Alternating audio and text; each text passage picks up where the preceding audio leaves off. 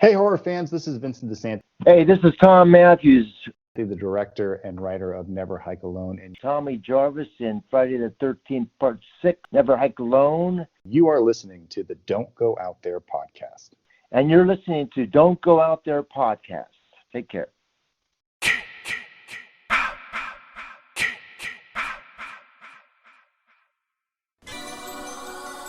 In a world where zombies, ghosts, serial killers, and vampires all exist, it's Nico, Brian, Mike, and Dustin, and they are all that stand between you and the films that could end the world.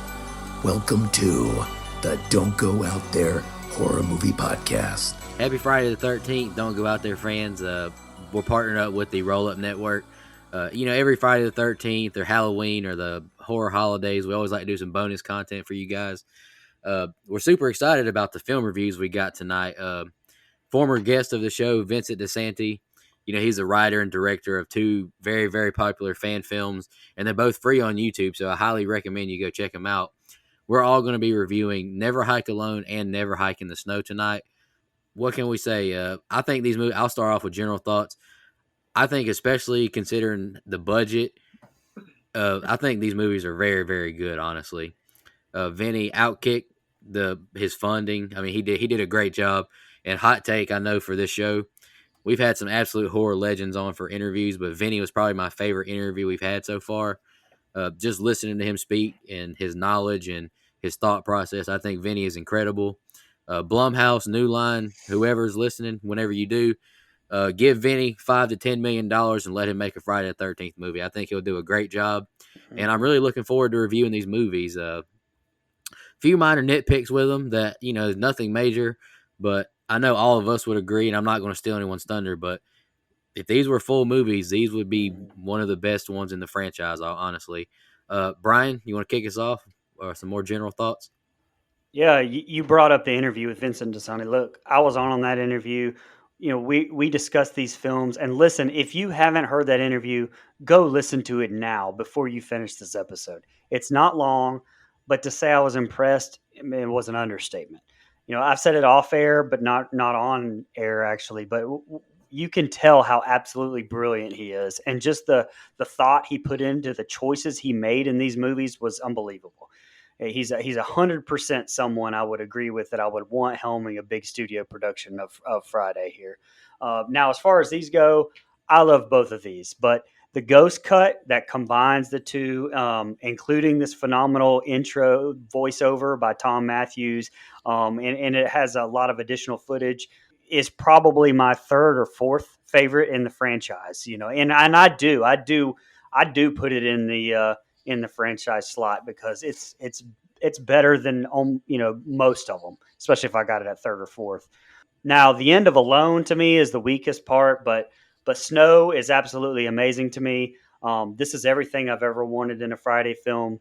I've said many times that I wanted to see a shaky cam or like a found footage type Friday film, and this is like a mixture of both, and that blew me away. I was very, very surprised at how good that worked together. Dasani said he wanted to make Jason scary again, and honestly, I can't even do him justice. Just go listen to that interview. He taught me, a long time Jason and Friday the 13th fan, a lot. So to say these things have been a success for Womp Stomp films is a complete understatement. But we can get into that during fun facts. I'm ready to go. Yeah, I'm a big fan of both of these. I look, man, I'm not just like some avid fan of the Friday the 13th franchise. I mean, I like those films for what they are, and there's the ones I hold on high, like '09 and 6, and Four. I 4, and I have a Eight. soft spot. No, absolutely not. Wow. And I have a soft spot for 2, just because I'm hashtag Team Sack, and I'm not opposed to a guilty pleasure watch of X. However, these two movies are better than half of this franchise, and I think that's a testament to Vincent Disante. Like look, I love the directing on both of these movies. I think the music is used so well.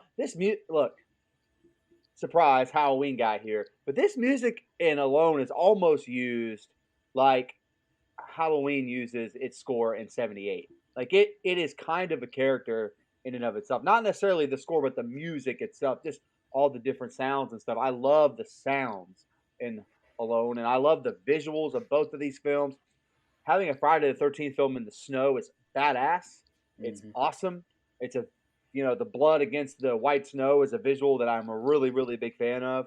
It probably took too long to get that visual. So I agree with Nico off the top. I would love to see our guy get an actual studio budget, write a script, flesh it out, and do a full length feature film of Friday the 13th. But as far as I'm concerned, these two films are in the franchise. Now, we didn't put them in our rankings because it would have messed up our 31 on 31 numbers. But as far as just the franchise itself, I would have these two movies above a majority of the look. And I actually think for what's being used, I think the acting is good. And there's a lot of Friday movies, a lot of Nightmare movies, a lot of Halloween movies where the acting is complete dog shit. And that's just, I don't think that's the case here. I think there's good acting in both. And shout out to our man Tom Matthews with a cameo in the end of Alone. And then to me, he's kind of the standout in the snow. And so I'm a big fan of that appearance as well. So again, I'm looking forward to talking about it. For me personally, I like the runtime of both of these. It made me, the movie watcher, pretty happy. Hey, and Nico asked Vincent what he would do if he had a big budget, and he answered that question in that interview very thoroughly. So he has a plan, right? If they'll just get their shit together. And I'm also a fan of the shaky cam, found footage style when it comes to slasher villains. And so this was really, really good. I'm glad we got to see it. Sorry, Dustin, go ahead. You're good. Yeah, I'd never watched these. I remember when we had him on the show, I was unfamiliar with the movies at all. But then I looked into them. I just never got around to watching them. And then we were kicking around the idea, hey, Friday the 13th is coming up. What should we do? And I mentioned, hey, why don't we do the snow, the hike movies, because they gave me a reason to watch them. Because otherwise, I don't know when I would have got around to it. It was on my to-do list, but I'm a busy guy. But I'm really glad that I made time for it because, like you guys have said, the first one especially, Never Hike Alone, I definitely would have it higher than half. I'd probably have it no lower than fourth if I were to rank them. I'd have to relook at my rankings of the franchise. I don't remember off the top of my head. But and then when you factor in the budget, I think that raises the quality of it. So that might actually make it the best dollar for dollar movie in the franchise, which is incredible. I love the little nods to the franchise, to the history. I love the cameos we got. And like you guys said, I mean, for what it was, the acting was right on par with the franchise. So acting was good. Dialogue was good. Dialogue was funny. At the very end, I laughed. In the ambulance with Axel. I love how Axel is a pervert again. So, yeah, just overall, I enjoyed the first one, I think, more than the second one. But as a whole, I enjoyed them both a hell of a lot. And I definitely need to go watch the Ghost Cut so I can see it pieced together with that additional footage. The found footage, I agree with you 100%. I've thought that too. Remember when we did Cloverfield, I said that I like found footage when it has a reason to be found footage. And so on this one, like he had no reason to keep carrying that camera. Friday the 13th, it would make sense. Like a hiker who's stumbled upon Crystal Lake would want to document it. So like that's the scenario. That's a perfect example of a scenario that would make sense. And the way that they went back and forth, beautifully done. The score was awesome. And yeah, I like you said, Nico, some minor nitpicks maybe, but overall for what it was, fantastic. And I'm glad we're getting around to it. All righty. Any more opening thoughts before we jump into scene by scene? I think so. All right, let's do it. We're doing Never Hike Alone first, obviously, for all the listeners. The film starts with title card, and now we get an aerial shot of someone driving through the countryside. Now we get some opening credits and more beautiful countryside shots. We see Kyle drive off into the woods going like off-roading. Kyle checks his GoPro out and he's checking out Wessex County Forest. He's making a 45-mile loop around the lake. This is an intense hike. No noobs, he says. He checks out and starts his hike. He's got 7 hours to make an 8-hour trip before sunset, and he takes off to an intense rock and roll score. I wrote, my man is running and doing some parkour, it looks like. He stops and soaks in the view. He sets up his tent and shows off his 3-piece shovel for his audience. He has to go over his lines again, and my man struggles with that. Now we hear coyotes in the distance. He turns the lights off and breaks down what he hears to the camera. We hear a sudden thud, and the coyotes quiet down. He goes to sleep. Next morning, he wakes up and brushes his teeth and back to vlogging. He says he found a cool trail mark he's going to check out. He packs up his tent and heads into the woods. Ominous score starts, and he finds a no trespassing sign and barbed wire. We get a shot of someone watching him, and we see Jason in the distance. He tells his audience he's going to cut through, and Jason appears behind him, then disappears. Kyle seems nervous now. He steps over the barbed wire and heads into the trail. Jason appears again by the sign. More shots of Kyle being watched in the woods, and Kyle climbs up a fallen tree and onto like this big boulder. He sees the lake in the distance. He tells his audience he made it and has to follow a trail back. Time to find somewhere to settle down for the night. Kyle chops up some firewood now and stops when he sees a sign on the ground, Camp Crystal Lake. He tells his audience they won't believe this. All right, Brian, that's the first 2 scenes they got. You want to kick us off? Yeah, first off, just a little random graphic designer fun fact. The Never Hike Alone title is using a font called Another Danger. So just thought I'd throw that in there. Beautiful overhead drone shots here as the credits roll. I love how it makes the transition. I kind of already talked about and cuts back and forth from that standard single camera to the found footage type. I think that's it's a perfect mixture of the way that they use it here. And I love the found footage style. But like I said, I never knew how much I would love a mixture of the two. And I think it's used brilliantly. Mike kind of touched on it earlier. It's just great soundtrack as well here. It's used as a narrative as well as some dialogue, which I'm sure just isn't easy with a one-person cast, at the moment. And I know it's a classic, but I don't think I would have liked to have seen Jason as much as I did right here. He's referred to as Ghost Jason, by the way. That name apparently was kind of picked up, steam from the message boards and stuff. But I don't know. I thought it was a little much. I mean, again, like, listen to the interview and I know what he was going for, but I think I would have rather just seen a shoulder or something instead of like full on almost Jason basically that we got. I thought it was just a little, this is going to sound weird, but I thought it was like a little too supernatural to me at this point. Like it's almost like, and like I said, I get what he was going for. Go listen to the interview, but I like the more grounded part here. And I think that like, even the way they use zombie Jason in the, in 6 through, 8 and 9, the way that they use him isn't even as supernatural feeling as kind of as this. He's right there. So it's not like he could have just walked away. It was like literally like, boom, like supernatural transportation on, transport type of thing. So anyway, that's just a few little nitpicks there.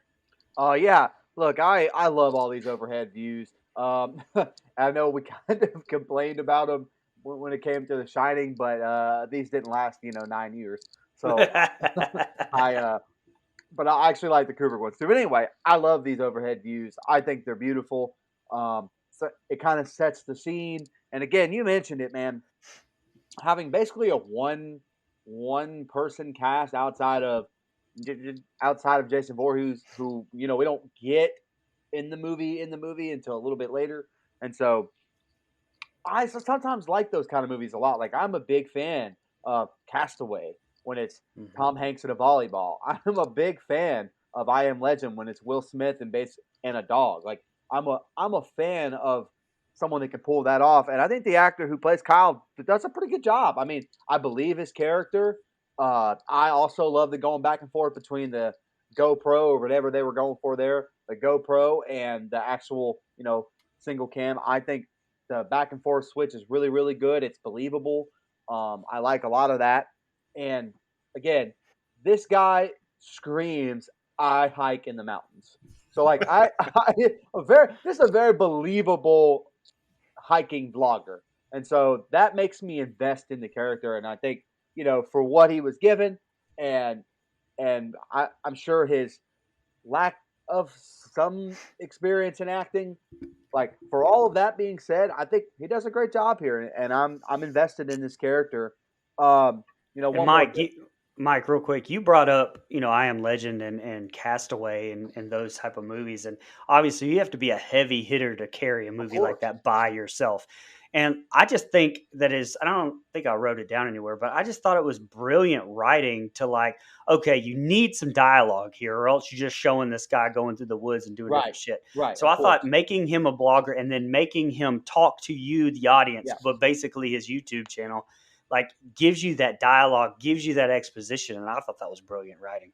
I agree. And it's a very modern way of doing this found footage tape, because YouTube is, heck, this video that we're currently recording is going on YouTube.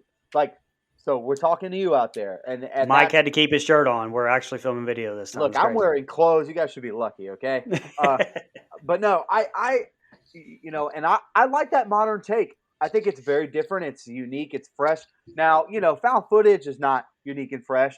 Doing it a live stream thing, hey, that goes all the way back to Halloween Resurrection and stuff. Like, there's nothing fresh about that, but having it be, this is my, hello, welcome to my channel, like that kind of stuff is very, very modern. And I think that was a good telling of it. I actually slightly disagree with you, Brian. I like that shot of Jason, and I understand why you don't. And I completely get that. Sometimes when I see Michael Myers in too much light, it pisses me off, But I really like that shot. I think it's done really well. The music is perfect right there, and I'm a big fan of it. I was like, that's a cool shot the first time I ever saw this. One last thing. It's so funny. That sign looks like it's buried in about 30 feet of leaves, and then all of a sudden it's clearly Crystal Lake. I was like, that was quick. My man's Kyle. He's moving, man. He's moving. But no, I love the way he comes upon that sign. Is it a little far-fetched? Yeah, but I'm willing to forgive it. So I really like that scene as well. Yeah, so I really love the aerial shots we get on the intro when the car's driving in. It's just really high quality work for a fan film. So I thought that was really well done. And I love the score here in the opening scene because, even though we know it's a Friday the 13th fan film, the scene where, the aerial shots and then him hiking could be very misleading as to when is the action going to pit. Like, they let you know right off with the music that, okay, this is going to be some scary shit. Some horror movies fail to do that. Sometimes I think that was very well done. I love seeing Jason in the background, but I'm kind of in the middle of you two. I love seeing him in the background, but I wish it was more out of focus so we couldn't distinctly make out that it was Jason, if that makes any sense. Because we could clearly see who it was. So maybe show him from like mid-chest down, or if you're going to show the whole body, just a silhouette to where it's so far away and so out of focus, we can't really tell what it is. But I'll tell you what I hate in that scene is the suit, like you said, how he's damn near teleporting. He's right beside him, and then he turns around and he's gone. And another reason I hate that is not just because of the teleportation, but Jason's never been one to really play with his food. And if he's really that close, he kills him, and we're done 3 minutes into the film. I said the same thing. That's true. So very, very true. Maybe just keep him off in the distance there, but like he's stalking. So then it makes sense if he turns back around and he's gone because he's still stalking him. If he gets that close, he's going to kill him. That's what Jason does. But I love him tripping over and finding the sign. I agree with what you said. It's kind of preposterous how quickly he did it. Is that the first time the word preposterous has been used on this show? That was weird. I don't know why I said that. But it was kind of crazy how it happened and everything. But I love the realization. Like, that's how we would be if we're out hiking and we trip over something and like, holy shit, this is the real Camp Crystal Lake. Guys, I got a surprise for you.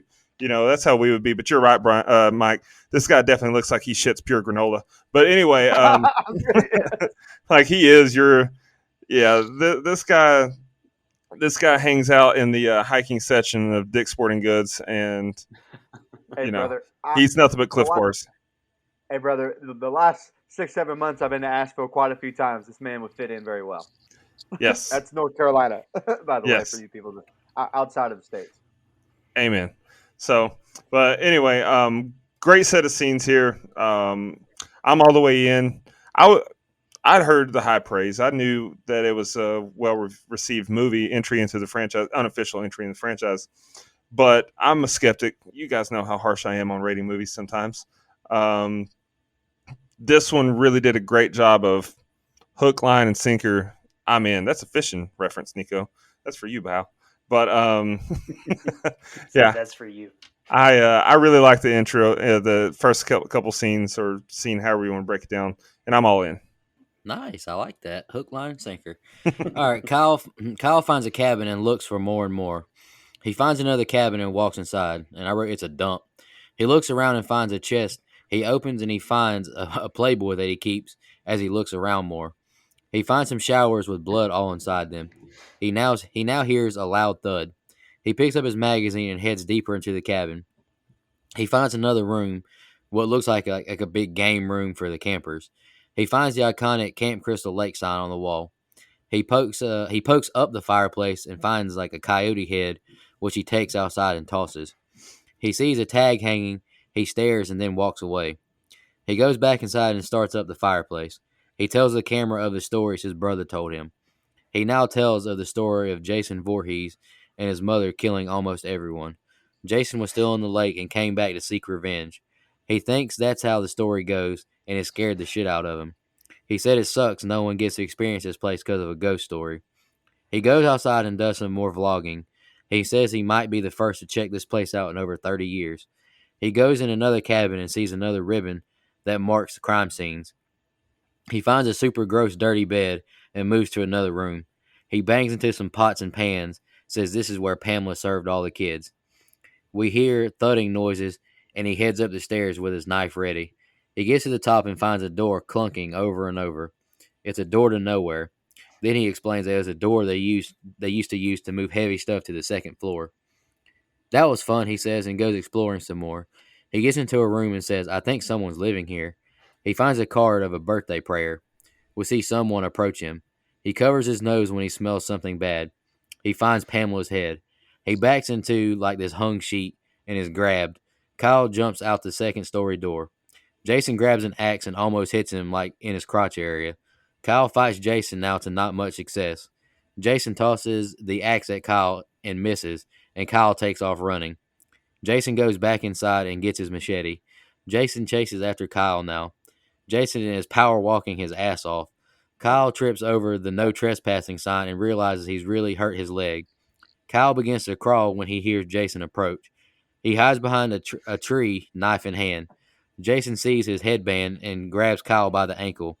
Kyle manages to escape before Jason can hit him with his machete. All right, Brian, go ahead. All right, so I have the most on this little set of scenes, so bear with me. But right off the bat, let me just say, while I had a bigger appreciation for this after the interview, watching Dead Meat's kill count on this really gave me an even bigger appreciation for this movie. So not that they need any more love, because believe it or not, the kill count video for this has 7 million more views than the actual movie. Insane. Which is, by the way, if you're listening and you're part of that, that's not what Dead Meat James wants. So go watch the actual film. Yes, go 7 million more views. But unless you're an absolute study of part one, like this is worth that. That's worth the view, the Dead Meat one, because I have an appreciation for it.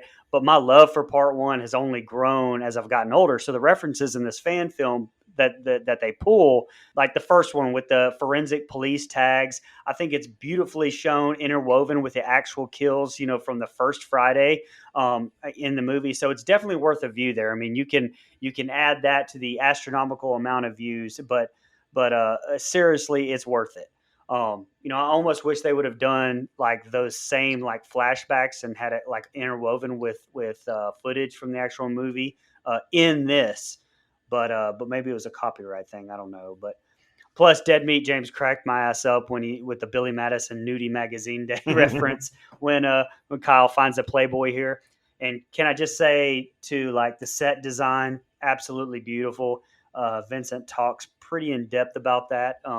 With as well as like the liberties that he had to take. So in our interview, so including his mask, which honestly I'm fine with.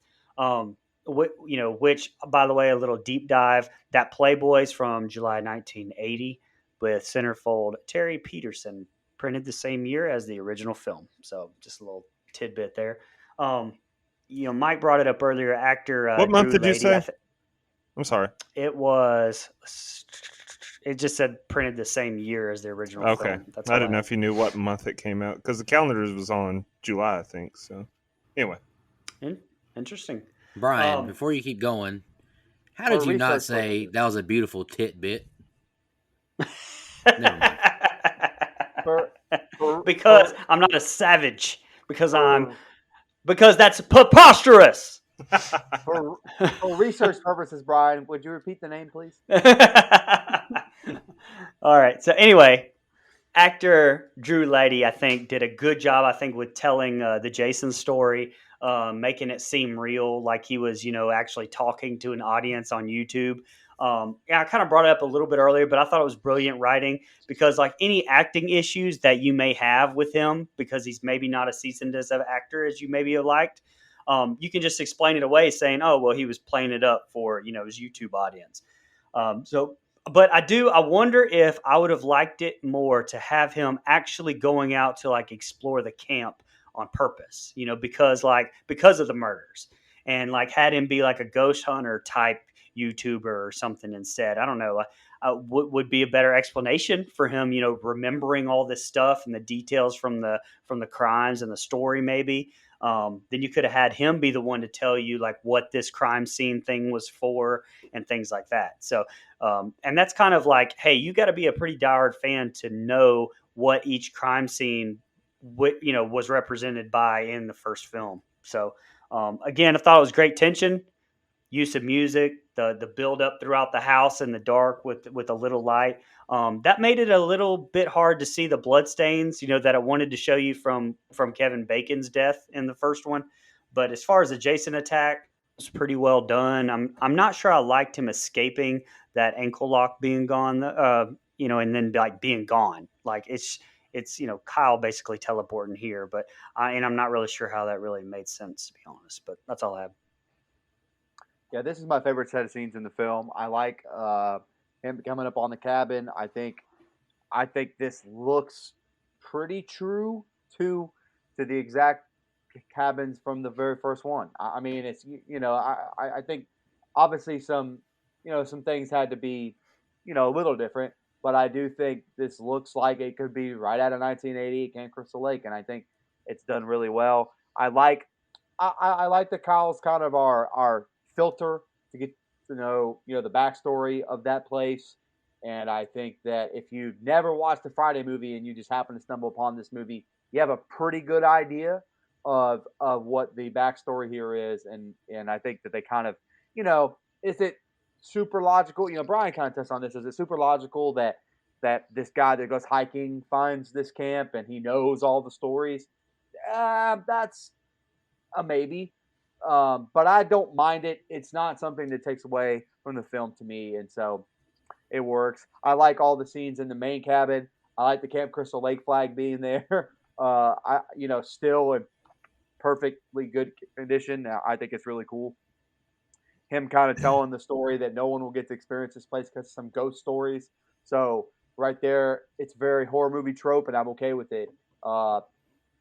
Main character doesn't take it seriously. Like, I kind of enjoy that little because I mean it's very classic, a very classic slasher, and I think it's really good. I love the fight or the first fight here between Kyle and Jason. I think the music is perfect. I kind of like the way they quick cut stuff. Like I think it's really good, and I like you mentioned the blood stains in the bed. I'm kind of jumping back for a second here, but that I think is a really cool way to do fan service. We've had a lot of conversations about that on this show, specifically with the Halloween franchise. I think that is a really cool way to kind of give a tip of the cap to fans of the franchise that, oh, this is the bed that Kevin Bacon got killed in. Like, I think that's, pretty cool way to do it. If you're going to do it, then I think that's a really cool way. And again, I'm not a big fan of the ankle lock thing either, but I mean, I still think it added really good suspense. Like, shit, where'd he go? Like, I kind of like it. I kind of like it, and I kind of don't like it. But yeah, that's all I have. But this is definitely my favorite set of scenes. I think there's so much here, and we're kind of past this hiker guy going through the mountains, and now we're into what I consider an actual Friday the 13th movie, and I think it picks up and it's really good. Yeah, I like the set of scenes as well. I love that the Playboy was a throwback to 1980, and like I said, I also like that July. The calendar was on July. Might have been June, but either way, June, July, 1980, whichever month it was, there was actually a Friday the 13th. I like those June, little stuff. I think. Yeah, I think okay. Yeah, I think it's June. So I like that little nod there. The shit that he's finding is just incredible to me. Like the callbacks and the nods to the franchise's history, just so well done. With the shower, the bed, Pamela's head, like all this stuff is just. I think it's very well done as well. Sometimes, like we said, you can try too hard to put little Easter eggs and it's too in your face. I like how this one's done. I don't know what he thinks he's doing with that little knife, but buddy, you ain't doing shit, pal. If you're close enough to Jason to hurt him with that knife, you're probably already dead. I love how he just keeps going back to it, and that's his line of defense. A nitpick that I have is I don't like that the axe handle's yellow because that axe is far too new to be found right here and for it to be, no one's been here in 30 years maybe. But Jason has time to go to his local Ace Hardware and get a new axe. Good point. That's a fair point. Man, I love how Dick almost got whacked with an axe. Literally, he almost split that boy's urethra. It's not narrow, is it? And that's a callback to one of our episodes, the Dick getting whacked. But I liked. Is your urethra narrow? God dang it, Peggy. Peggy. I like when Jason grabbed Kyle by the ankle, like the actual grabbing of his ankle, because that was very suspenseful and that was a good jump scare because I jumped. It's like, oh shit, okay, he's getting away, he's crawling away, and then bam, hands got him. And and also I want to give props to Jason himself, like the makeup that was done. I think this Jason looks great. I like his movement, other than the teleportation. Like I'm talking about his actual when he's walking and his mannerisms. I think is great, and so kudos to that whole visual and optics.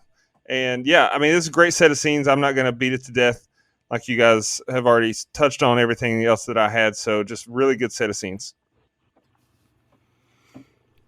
All right, it's nighttime now, and Kyle is hurting. He grabs his camera and gives the, traditional, if you find this camera, who I am kind of message. He says Jason is real and he has a severe laceration he needs to tend to, and he needs to get back to the camp to get his supplies. Kyle runs back towards the cabin to get his backpack. He finds another ribbon. He gets back inside the room and gets his medical supplies. He hears Jason's footsteps and hides under a desk. Kyle hides under a table and tends to his leg laceration by sewing it up and wrapping it. He puts his guidebook in his pocket and takes off to leave. He hears a loud crash and he sees Jason, and Jason looks towards him. Kyle backs away and Jason breaks into the room with him loud-ass footsteps. He begins to knock over everything. Jason finds Kyle and stabs at him and misses. Kyle charges him and Jason body slams him. He now chokeslams Kyle through a desk, Undertaker style. He grabs his machete, but Kyle has taken off running. Jason and Kyle duel now, shovel versus machete. Jason misses some machete swipes, and he knocks Kyle into a tree. Kyle knocks the mask off, and we see his hideous face. Jason puts the mask back on, and Kyle takes off running. Kyle finds the axe from earlier and grabs it. Kyle now wraps some gauze around his arm cut. He puts his jacket back on, and we see Jason appear behind him, stabbing him with the machete in like his lower rib area. We now see Jason bleeding through his hockey mask. Kyle hit him in the neck with the axe. They both fall to the ground. Kyle's guidebook blocks some of the machete stab.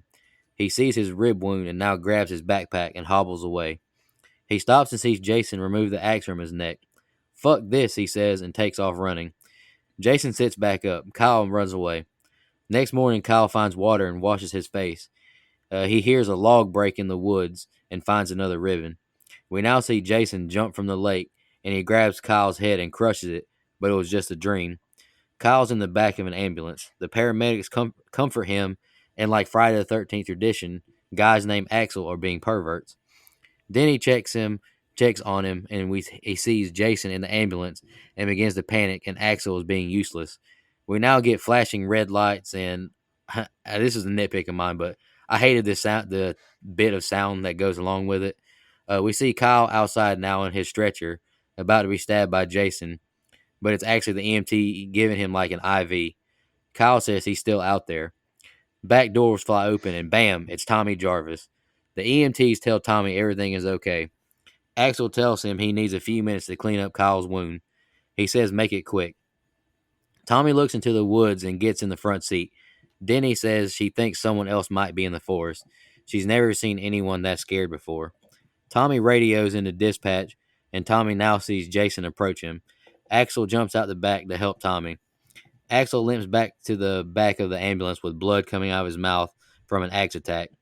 Jason pulls Denny out, killing her off screen. Jason stares at Kyle on his stretcher. He pulls the axe out of Axel, and Tommy yells, "Hey, maggot head, remember me, you asshole? Hang on, kid," and he speeds away in the ambulance. Aerial shot of Jason, like, following after them, and title card and end credits. All right, Brian, what'd you think of the ending? So this is actually my least favorite part of the movie. And I think I would have liked to have seen a little bit more, like at the beginning here. I think I would have liked to see a little bit more emotion from Kyle, where he had his little goodbye video recording, his Blair Witch style video recording. Great effects though, as they sewed that wound back up. Definitely big props to special effects artist Kelsey Burke. That coupled with the music was fantastic. A few mistakes though, if you'll notice, there was parts that they definitely filmed during the day, as you can see the sunlight coming through the windows in some sections, and just like the light from the lamp outside during others. I mean, and it appears that way anyway. When the lamp light's coming through, I love the way that looks with the camera shots, and I love the way the fight was shot. Know y'all noticed the choke slam, loved it. And like I said, though, the ending to this whole thing, Vincent talked about having to rewrite it since he was able to get Tom Matthews, and you got Tom Matthews, you use Tom Matthews, but the original ending was everybody is killed, and the camera kind of fades up as blood is like shown flying out of the ambulance, and I would definitely have liked to have seen that. Obviously, this is all Monday morning quarterbacking, because who would have known they'd have made a prequel to this and been able to put Tom Matthews back in it? If they'd have done that first, you'd have been able to do your original ending and didn't have to have Tommy, kind of save the day. But the whole thing, I don't know, it just kind of didn't come across as serious to me. It's almost like the whole rest of the movie was one way, and then they tried to almost like part six it for the ending here, and just kind of make it like a little bit not cheesy, but like also not taking itself as serious as the rest of the movie did. But to me though, I liked that dream sequence where like it shows him get Kyle getting his face smashed in. Some super nice tie-ins too. Obviously, you brought it up with Axel and Denny, both of them being named for Friday the 13th Part 4 references. But to me, like I said, it was just a little bit cheesy. I think I might have ended the movie with that face smash, and that kind of been it. But as far as like going back to Axel and Denny, the actors just to me weren't up to par as much as the actor that played Kyle. I definitely appreciated Tommy too being in it. I just kind of feel like he was maybe shoehorned in, in there when he really when, like I said, they didn't have a plan for another one. So I don't know, just my opinion. Yeah, I go back and forth on this ending, or this whole set of scenes. I like that Kyle gets away. I think he's. I know he does the as you so eloquently put it, the Blair Witch camera scene, the goodbye. That's fine. I'm kind of in the camp with you where I think there could have been a little more emotion out of the acting there. But that's really his only big acting flub, so I'm willing to forgive it. I I think that scene could have been a little bit more intense. Look, I'm I like the fight. I really do. I think it's intense and it's shot well and the music is good. But one shot that I don't like, and I know a lot of other people probably like it, but I don't like the stab and axe like double fall where it's like two wrestlers that big boot each other and they both fall. But you get the cuts back and forth of them falling. Like I'm not a big fan of that shot, and that's just preference. I've never been behind a camera. How am I supposed to know? But just for me personally, as a viewer, I don't think it played well, and that's kind of where I am with that. I do think it was clever. Another wrestling reference to have something to stop the stab, like Bret Hart had a metal plate to stop Goldberg's spear. Like I think that's kind of kind of a clever way to get out of him being stabbed all the way through and being killed right on the spot. I think that was clever. You're right. The everything in the back of the ambulance is a little much for me. I think the acting of the two ambulance people weren't very good, or the two EMTs, and so that kind of brought the scene down a little bit. I think that the hallucinations, or the him seeing Jason in the ambulance and the red lights flashing and all that stuff, that was a little over the top for me. For a movie that just really did a great job of kind of taking itself very, very serious, we're getting very different vibes in this scene to me, and so I wasn't a big fan of that. I did like Tom Matthews being in this film. I've listened to you guys interview, and I'm all on board with, hey, if you get Tom Matthews, you got to put him in. I mean, you use Tommy Jarvis, absolutely. That's the ultimate fan service right there, man. And so I completely am with that, especially with what we get in Never Hike in the Snow. So I don't love the ending. I do like the closing shot, though, how it fades up and it's Jason walking. I think that's a really, really cool visual. So a little bit of a mixed bag here in the last set of scenes. So with the ending, so I really like the final confrontation. I'm on the other side of the fence as you, Mike, on that. I like when Kyle's been stabbed, and that's what we think the only trauma is, but then it pans back to Jason, and I like the purple, like Ivan ooze type shit that's dripping out of the nose holes on his face mask. I thought that looked great, and then the camera pans out and you see that, okay, he did connect with the axe. I actually liked that. I thought that was cool. And then it was a very classic Jason Voorhees moment for there to be a flashback by the water and Jason jumps out of the water. I mean, that's an obvious nod to, the first one and others. But I really like that. But the effects of that kill, the fake kill, were better than the kills we got. That's a nitpick for me because that was awesome. He squeezed his head until his mouth was gushing blood and you heard the pops. Like, that was awesome. Like a fruit gusher, man. It was awesome. Yeah. And then the nitpick that I have a question I have, like, how the hell does ambulance find him? Where'd this ambulance come from? Like, an ambulance just going to show up to help a injured person, but the cops aren't going to come with it to maybe see how this person got injured, or what happened there? I don't know. Maybe I missed it. But God, no, they didn't explain it. Huge pop, wrestling term. Sorry, we've been heavy on those this week, but huge pop when Tommy Jarvis appears on the screen. Loved it. Absolutely. And I love the whole, hey, maggot head, Jason Part 6, Tommy Jarvis, motherfucker had maggots coming out of his head. So I like that line. like I said, I hate that the 2 actual deaths we got were off screen, and the one that we got and then the axe to the neck and the machete stab, which either one of those could have resulted in deaths. All 3 of those are better than the actual deaths we got. So that's a little bit of a thing that, that's a little misstep in my opinion. But I see what you guys are saying about how the end feels like a misfire because they'd been taking themselves so seriously up until this point. But at the same time, the ending is actually very consistent with the franchise as far as the hokiness and the cheesiness of how it unfolds. So while I really enjoyed it up until the ending because of what it was, I can also appreciate how consistent it felt and authentic it felt to the franchise. So it's fine in my opinion. It didn't take anything away from the other 50 minutes that I'd seen, and I really enjoyed it. Did you guys notice in the ambulance that Axel and the other girl had their first names on their uniforms like normal, but Tommy had Tommy Jarvis on his uniform. Vincent was like, "Motherfuckers, y'all are gonna understand that this is Tommy Jarvis." Right. Yeah. I don't have any fun facts. Do y'all have any? No, I think we said them all throughout the show. Yeah. All right, let's jump into our rating real quick. Who wants to go first? I can. I don't mind.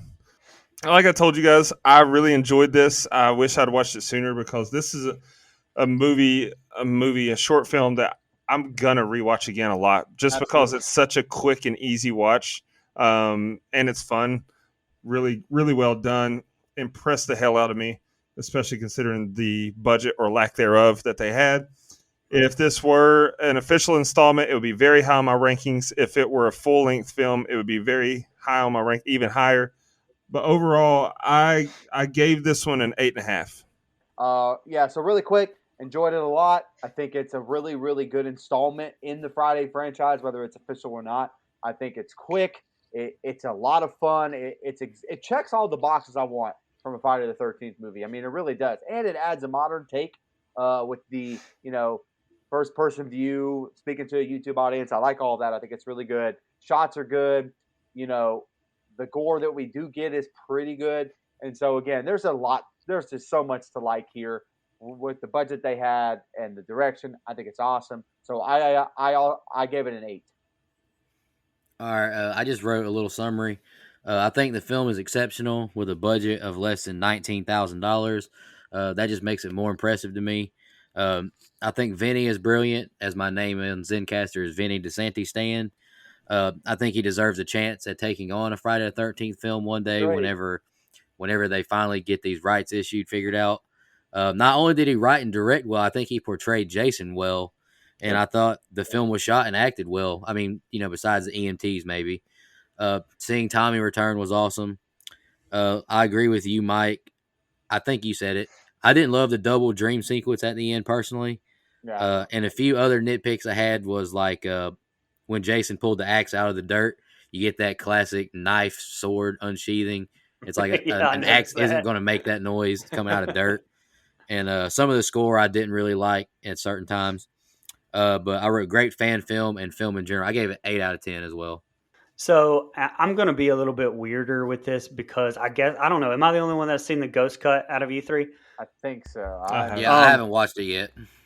So I want to rate this one by itself, Never Hike in the Snow by itself, and I want to give the ghost cut one too because honestly, like I said, I would slot the ghost cut pretty high up. I gave Friday, and maybe maybe they're a little high. I don't know because we did them so early, but I gave Friday the 13th Part 4 an 8, and I gave Friday the 13th Part 6 an 8 as well. I'm going to give this first cut of this Never Hike Alone a 7.5. Okay, so that puts us at this one with an 8 overall rating. Y'all ready to do part 2 of this little fan film duology? Let's do it. Part 2, but it's really a part 1. Yeah. But I also like that this runtime is 30 minutes. All right, clap it up. It's really only like 20-something minutes. It's really not even that long. All right, buddy. The key to Mike's heart is the shortest film imaginable. Well, it's not. Well, hold on now. I love Titanic. Hey, Minuteman Mike's what I've heard him called. Hey, fine with me. I don't care. But Street said it's a race, not a marathon. That's right. That's also not true because I love Shawshank Redemption, which your ass has never seen, and I Facts. love Not me. I've seen it. I love Titanic, and it's long as hell. So let's keep going. And you love Scream movies, and they're all like 2 hours. So, I mean, he likes a Scream long 3, movie. Scream 3 is entirely too long. But yeah, anyway. Great film. All right, let's do it. Never hike in the snow now. The film starts with opening credits with drone footage again, going through the snowy forest. We now see a man running through this forest. He's running quite frantically. Mark pulls out his key fob to help find his car. He hears the alarm, and we see Jason appear from behind a tree. He pulls a bow and arrow out as Mark runs away. Jason shoots Mark in the leg, dropping him instantly. Jason hovers Mark and drives an axe right into Mark's mouth before he can run to his Jeep. Jason snatches the hood of his car up, disabling the alarm. He drags Mark's body across the snow, leaving bloody trails. Title card. Police are on the scene now. The deputy tells Sheriff Rick about who the car belonged to. Diana Hill and her son Mark never showed up to pick her up from work. He was only 17. Rick is going to head to Diana to tell her the news her son is missing. Sheriff tells him he'll handle the report in the morning. Sheriff tells Alan to put salt on the blood so no one finds this. Alan is puzzled by this since it's an active crime scene. We now see Tommy Jarvis and he checks out what's going on. Alan sends his hun, his wife, a message. It's going to be a long night. Alan turns around to see someone carving into the hood of his car, and a Jeep drives off. Jason is scratched into the hood. Sheriff Rick arrives at Diana's house and has her sit down. He tells her they found the car, but her son is still missing. She begins to cry, and he tries to comfort her. He asks her questions now about Mark. She replays the story from the morning. She asks what he's up to today. He tells her he Googled things to do around here. He's going to explore the woods around here. He tells her not to worry, but I wrote, mamas will always worry. He asks her now if anyone was with him. She says he hasn't had a chance to meet anyone yet. He only had his camera. Mark's father left before he was born, so it's always just been them two. The sheriff checks his room out now to find any clues. She says she thought they were finally safe away from the city. Rick finds some maps and things that he didn't, and he lies that he didn't find anything. He gets a call from Alan about what happened to his car. Rick storms out and tells Diana they'll contact her tomorrow and will do everything they can to find him. Diana goes in Mark's room and looks through his computer, and she begins to cry when she sees his background picture of him and her. All right, Brian, what do you think of the first two scenes? I love this entry, and I've always wanted to see a Friday the 13th film in the snow. Especially after never getting that '09 winter sequel that we always wanted, and we talked pretty in depth about that in the Friday '09 review. I believe you can hear that on don'tgoouthere.com. But another beautiful opening credits drone shot. The snow falling on our guy Mark there, I thought looked tremendous. I love this opening kill too. The slow motion, the arrow homage, that incredible shot of him, on the snow, and then boom, axe in the face. Props to the makeup department as well for that one. Nora Hewitt did the makeup on this. He's also helping out with 13 Fanboy, I believe, as well. She's a protege of Tom Savini, which Vincent talked in depth about, in the interview as well. And I also love that little last second touch with the car horn going off too, and Jason destroying it. That like really hammers home what Vincent said that Jason's motivation is to him now, which is just to do everything he can to stay hidden. He was a boy that was tormented, and that's all he ever wanted to do was stay away from people and stay hidden, and he'll do anything to kind of keep that secret. Very cool having Vincent Gustafaro reprising his role from Part 6 and Deputy Cologne, now Sheriff Cologne. And, of course, Tom Matthews coming back as well as Tommy, which I think he's tremendous in this one. And Vincent explains some of his kind of motivations for Cologne covering up things in the town, as well as like in the ghost cut, there's an added scene of him at the end of this to kind of merge the two together. That gives you a little bit of a police report with him. Lastly, I think Anna Campbell did a tremendous job as Diana Hill. She's been in like Criminal Minds, and I think she really came across to me as like the acting heavyweight in this one. I liked the also the little homage to Kyle from Never Hike Alone, that was on Mark's computer. He had a Trail Junkies pulled up on his YouTube there, and man, that transition from his face to that picture on the computer to the frozen dead body, that was tremendous. Yeah, again, great opening shot. Great aerial views. I am in the same boat as you, Brian. I've always wanted to see any of our slasher, icons have a movie in the snow, but more so Jason. And so I think finally getting to see it, like we talked about in the Friday '09, where that would have been great to see that as well. This is, as close as we've gotten so far, and I think it's great. I love that this movie starts out with a bang. You get a really good chase, and you get probably the cool. Look, spoiler alert! Probably the coolest kill in these two films. Like, I think it's great. Yeah. I think the effects look awesome. Axe to the face To the face is really awesome. I think it's a cool kill. Look, here we go with some fan service, and I'm okay with the sheriff here. You bang, my guy. You bang, and look, that's fine. It's a nice nod, and look, him being kind of a corrupt sheriff, though. I'm not that or at least a sheriff that turns a blind eye, that tries to play the hero a little too hard. I don't know about that character direction, but it's needed for the film, so I understand. Look, you're right. The actress who plays Diana is awesome. I think her character work is so freaking great. The minute the sheriff says the son is missing, you can just see she becomes an emotional wreck right away. I really, really like that. And, I like her and the sheriff's interaction, because we as an audience know that he's full of shit, but she doesn't, and she trusts him. And I kind of like that dynamic. I always do in movies. And, and the scene where her and him come up on the computer together, I think it's very touching. You fit a lot into this short runtime where I'm already invested and I care about these characters. And I think that's really hard to do in such a short amount of time. But I think they do that here. And you're right. That transition from, the perfect mom-son combo to his face being dismembered is a really cool shot. So I agree with that 100%. Yeah, I think this is an amazing opening scene. I love that we get action right away. I love how the camera pans out and we see him hauling ass. Debbie James pointed that out, and I thought that was a great point, how we get the wide shot to see Mark hauling ass through the snow. The blood looks great with the snow as a backdrop. Phenomenal. I love that Jason has picked up archery. They do have archery targets at the camp there, and so I like that he's been practicing. That was good. All this is great. Love all this. Then we get to the house, and the flashback to when he left.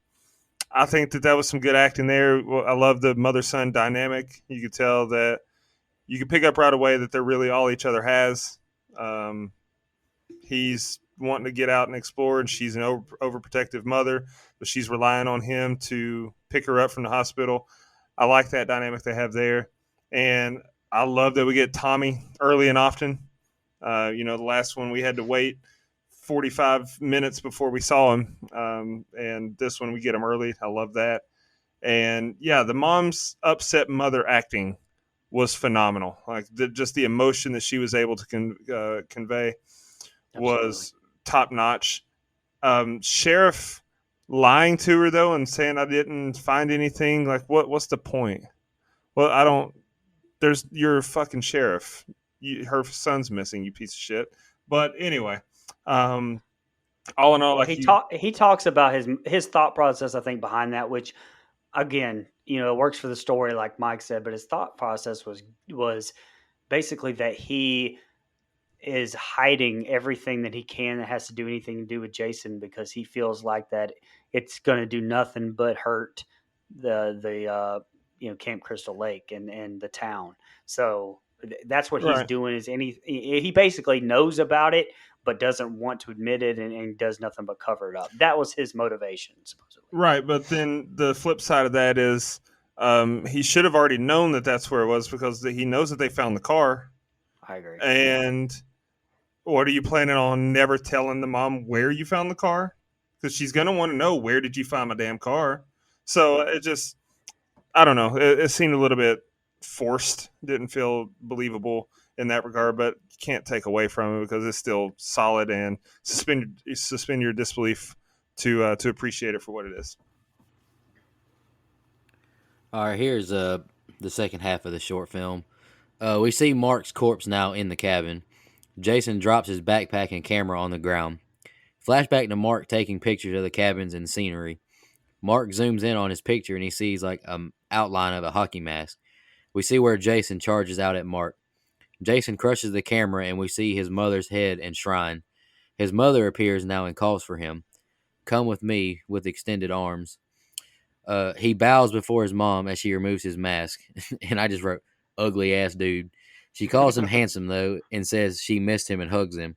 We see another no trespassing sign, and Tommy Jarvis is about to enter, but Alan and Rick show up. Tommy runs, but is tackled by Alan. He goes to grab a shotgun, but Rick puts the sights on him. Tommy says Jason is still out here. Rick grabs a shotgun and tells Alan it's local horseshit. Alan asks about Jason, and he says it's not the time. He orders him home to spend time with his wife and kid. But, he keeps asking, so he says, now if you want something to do, take this shotgun and lock it up in evidence and have the Jeep towed. Tommy tells Rick Jason's back, and he drops the "ya bang" line on Tommy. Alan takes the shotgun and explores some. He gets to a cabin and looks through it. Alan finds several hockey masks on the ground. He wanders deeper into the cabin and back outside, and his phone rings. It's his wife. He leaves her a message, and he'll be home soon. He sees a cabin with like light coming out of it. He goes over to the cabin and enters. He gets to the room with Jason, and he sees Jason on his knees and sees Kyle's corpse. He tells Jason to put his hands above his head and calls dispatch. The lights, go out, and Jason is gone. The lights are back now, and he walks forward, and Jason grabs the gun and shoots Alan in the head, blowing it off of his shoulders. Then Jason stomps the body cam in the end credits roll. Brian, what do you think about the second half and the ending? Oh, I loved it. Right off the bat, just another tremendous job of set design here as well. I almost wish that this would have not been the same camp that they find in the other one with Kyle. I almost wish that this would have been like Camp Forest Green, but that's just me being selfish and wanting to see more amazing references and set design. But I get the budget. I did appreciate though that they explored other parts of the camp that we didn't really get to see in Never Hike Alone. I do wonder though what the motivation was to use a younger Pamela for the hallucinations than we've ever seen before. That's just a very odd choice to me. Love the cat and mouse, back and forth with Rick and Tommy. Even the laser sight red dot reference, back to 6. It kind of seems like that those two like fell right back into their roles from 35 years ago, and I thought it was great. Love the body cam footage, and again using that technique of swapping back and forth between that and the single cam. I loved him finding also what appears to be the old masks. You get to see up close, I think the one for Roy's mask from Part 5. But again, that body cam footage, of him finding Jason, I thought was amazing, and that kill, holy shit! I thought that was great. Is that the first time that Jason's used a shotgun to shoot somebody? I know he's beaten people with guns, but I don't know of him actually. Yeah, to my knowledge, you're right. If I'm remembering correctly. Yeah. Again, watch the ghost cut. Right here they show basically like a news footage where the sheriff comes on and kind of explains what they found as far as the deputy goes. Basically that Jason had taken all the evidence and everything's in the lake, and they are ruling it a suicide, that he accidentally fell in the lake. Also you get a new opening, like I said, with the Tom Matthews voiceover, but you get two new kills that are just completely out of the blue with the credits rolling. Anyway, you also get some more Kyle MacLeod stuff as kind of as that news story is going. So it seamlessly blends over into Never Hike in the Stowe. So, or Never Hike Alone. So, anyway, I love this entry. Yeah. it's a little bit of a mixed bag. Like I definitely don't dislike it.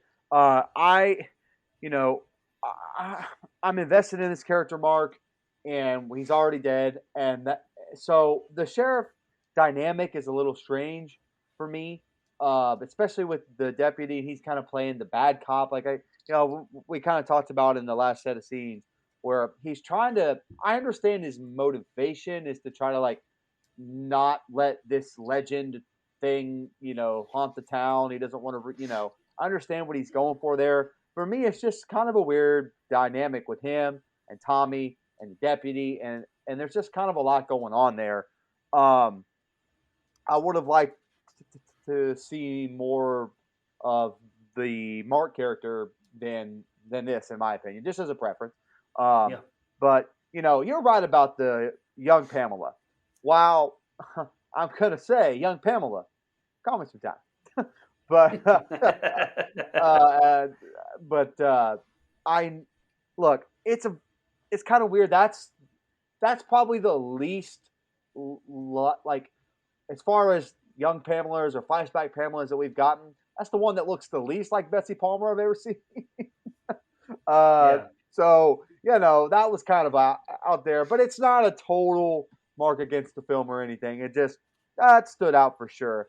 I don't mind the ending. It's a good kill, and again, a great closing shot. And like you said, you get the narration from Tommy Jarvis, kind of transitioning, all that stuff like you mentioned. Like, so I'm a fan. This movie or this short film, I would like to have seen a full another 50-minute short film. Like, I really think Never Hike in the Snow could have benefited from a little more time. And I know that's the first time you'll ever hear me say that. This movie could have used a little longer of a runtime. I can't believe I'm saying it. Yeah, I enjoyed all this too. I like the throwback. I like the dynamic between Tommy and the cops. We get that again, even though it's kind of one of those things like, when will these cops learn? Tommy's right. But I like that dynamic. And throwback to, or we get the flashback to young Jason there. My God, that kid was ugly. Thank God for masks. I like seeing all the masks. I like the callbacks there. Like you mentioned, we get to see Roy. I really wish that Roy could have been in this one. He's one of the greatest killers of all time. I'll see y'all next week. I like the switching back and forth between the cameras, like we've mentioned before. But yeah, holy shit, Jason's using a gun, and not just using a gun. He blew that motherfucker's head smooth off. Holy shit, that was awesome. Really, my only major flaw with it is that when the credits hit, I was like, "You gotta be shitting me! It's over already." Like, I agree. I wish we had more. That's just me being selfish. I get it, budgetary constraints, and you don't want to. Maybe they even had the budget to do more, but he knew that it was really good, and if he tried to add more to lengthen it, it might have ruined the product. So I'm not going to question creative direction. Just selfishly, I wish it was longer. But overall, yeah, great little hour and a half to spend watching some Jason Voorhees. All right, well, let's jump into the rating. I'll just go first this time. I wrote Vinny and Womp Stomp did it again, although not as good as the first one. I love seeing Tommy and Rick again. However, I wasn't a fan of Rick's character as the sheriff. And I also didn't really care for the scene with Jason and his mom. That was a fan service, and I didn't really care for. I think the kills were great, and the opening scene with Mark's kill was awesome, and the ending kill was awesome. But I gave this one a 6.5. Like y'all said, it just needed more time to do more. Yeah, I'll go ahead and go next because my sentiments pretty much echo yours. I really enjoyed it. It's visually great with the snow in the beginning, and the acting was better than the acting. On the whole, the acting was better in this one than it was in Never Hike Alone.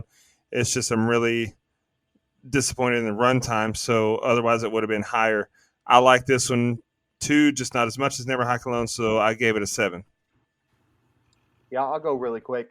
I like this film. I think it could have benefited from a little bit of a longer story, for sure. I think the acting is good, but I almost think having more characters hurts this one a little bit, if that makes sense, because we got such a singularly focused movie in the last one. I think that was why I enjoyed it so much. Yeah. But all in all, I still think it's really well made for what the budget they had. It's really well shot, and that's not just because we have the director on our show. I just think it's a really visually really solid film. So all that being said, I also gave it a 6.5. Yeah, so I actually it's hard for me to rate this one by itself just because it's so short. I do like it a little bit more than Hike Alone. I gave it a 7.75. But as a whole, I really do think both of these movies benefit from being put together. Mostly because of that, short run time from Never Hike in the Snow. So I would actually give the Ghost Cut an 8.5. Okay. Definitely have to check that out. The composite score we have for Never Hike in the Snow is a 6.9375. And I think this might be the only time in the history of this podcast that I have been higher than Nico and Mike on back-to-back episodes. I thought I was going to have a clean sweep back-to-back episodes, but Brian outdid me on that one. Do we want to do our favorite kills real quick? Yeah, let's do it. Yeah. Sure. All right. The first one for Never Hike Alone, I chose. I agree with Dustin 100%. The head crush looked better than the rest of them, but technically wasn't a kill. I chose Axel because you got to actually see it a little bit. You saw some blood. And Denny was my least favorite because it was all off screen. And Never Hike in the Snow, my favorite kill was Mark with the axe to the face in the snow. And my second favorite was Deputy Allen. I don't have a least favorite because that one looked cool too. And we make the rules. We can do whatever we want to. Well, I'm glad you said that. Nico, because my favorite kill is the head squeeze, even though it wasn't a kill. I don't care. If we're making the rules, then that's my favorite kill in that movie. Hey, fair enough. Fair enough. It just says favorite kill. It doesn't say it has to be a real kill. Right. It just says favorite kill. Right. Hey. My least favorite is Denny outside the ambulance gets us off screen. You don't even get to see it. My favorite kill in the snow is Mark for sure. Love that axe to the face. I think it's axe to the face. It sounded kind of like I said, ass to the face. It did. Calm down, Rikishi.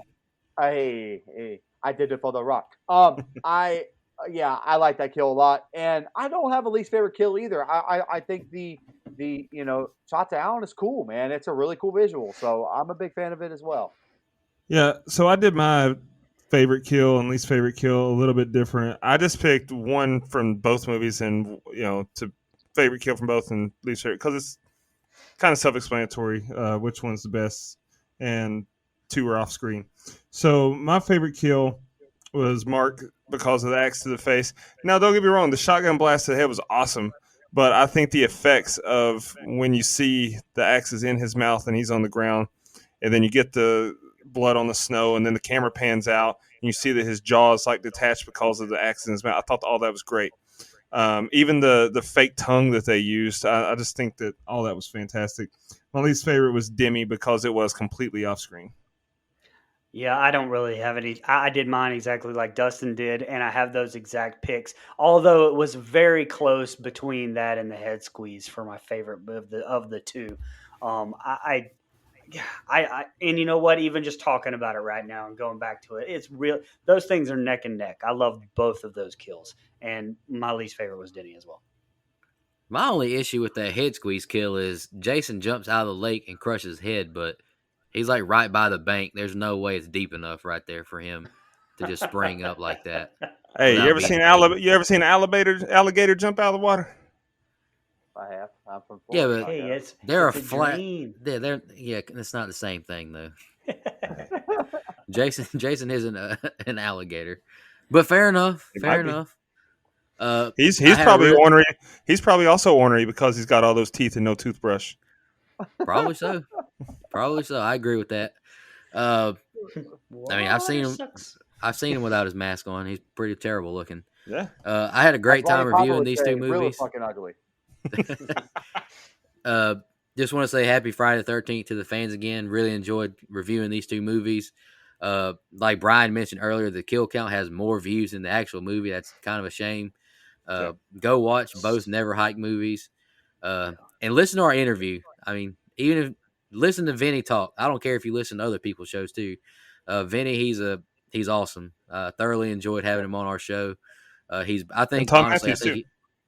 Tom Matthews listened to our interview with him as well. He was But fantastic. Vinny Disante, I just was so impressed listening to him talk, and I honestly kind of got mesmerized because just listening to his thoughts and ideas, and I hope he does get a chance one day. He deserves it. We are so excited by the participation in this blood donor campaign. For those of you who don't know or maybe new, we have launched a new Patreon campaign called Blood Donors. We have 5 donor tiers that range from, just $5 monthly donation to even one-time donations as well. And in exchange for keeping the lights on, we've added perks such as early content to bonus episodes, autographed pictures, t-shirts, and even joining us for an episode of your choice. Any donation goes straight to helping with web hosting, SoundCloud hosting, guest procurement. Again, just thank you guys and girls so much. We have some of the best loyal listeners. We love each and every one of you. We can't believe every day that we get to do this. Just go to don'tgoouthere.com and click donate. And oh yes, there will be blood. But again, not real blood. This is money, you animals. Any final thoughts, fellas? Happy All Friday righty. the 13th. Happy Friday the 13th. Binge You watching, bang. baby. Preposterous. You bang. Just want to remind everybody. Don't go out there.